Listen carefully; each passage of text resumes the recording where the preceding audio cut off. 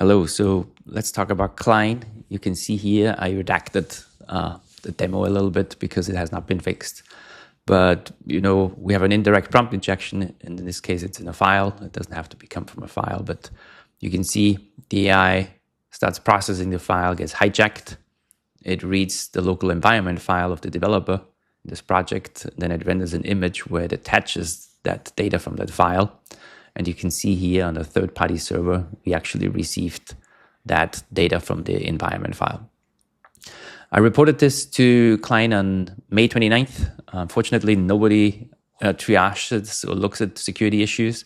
Then I did a follow-up where I got a response. What I did was actually just create a regular GitHub issue just saying that security issues are not being looked at. For that, I got the response, but it's now been plus 90 days. And so this is why this information is released, so that users actually can protect themselves.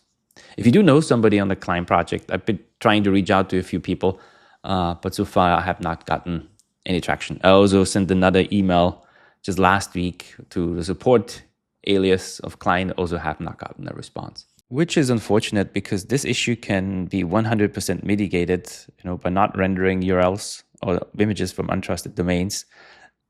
And as a user, you can actually partially protect yourselves by making sure the auto execution of commands feature is disabled. So an attacker couldn't read files without your consent. That will limit the amount of damage an attacker can do. So they can actually not pull in more information without you knowing, reading other files from your machine. But still, the core issue of the data exfiltration vector is still present.